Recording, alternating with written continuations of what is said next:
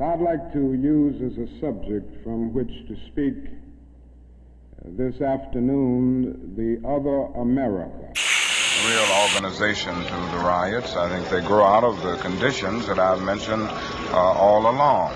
And as long as these intolerable conditions are there, as long as the Negro finds himself living every day in a major depression, then every city will sit on a powder keg and can explode over the slightest incident. Somewhere I read of the freedom of assembly.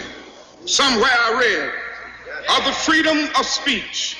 Somewhere I read of the freedom of press. Somewhere I read that the greatness of America is the right to protest far right. And so just as I say we aren't going to let any dogs or water hoses turn us around, we aren't going to let any injunction turn us around. The most important thing to note about a monarch butterfly is its wings. As beautiful as they are, they boast of a poison their predators are prone to die from. The monarchs have learned to practice alchemy. They ingest their poison as caterpillars from the stems of milkweeds. These plants are toxic to the touch of our tongues, and yet these creatures have learned to feast on what the rest of the world fears. I have this theory that maybe we have a similar existence. Maybe we exist to experience Exodus too. It seems in this dimension we only travel from birth to death and from dirt to dust. We have come to dread the dark nights and only dream for brighter days. We have lost our soul's flame. The monarch butterfly goes from caterpillar to catacomb, from tombstone to live in the twilight forever. They understand that the cocoon is only a transition. Just like the monarch, we are positioned between two anarchies, one being the flower field, baked into breathtaking colors by that colossal lantern we call the sun. The second only being known through feeling, a place where we can only see through light, a place where we can only be through flight. We morph between man and monarch. We were fashioned to fly, and yet fear has clipped our wings. So now we fall short, and like caged birds we sing. We are sorry, but only for ourselves.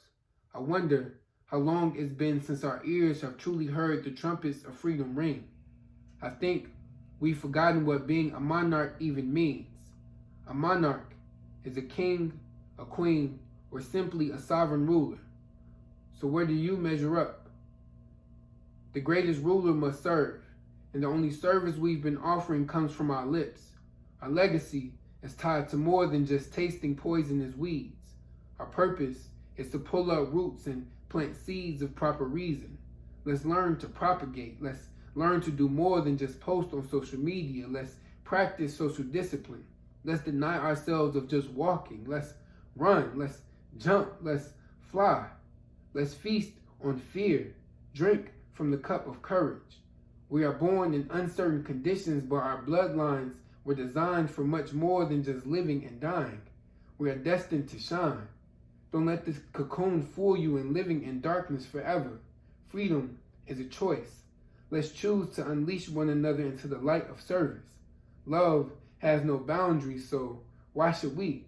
Let's learn to burn our selfish natures and leave those shells in the dark.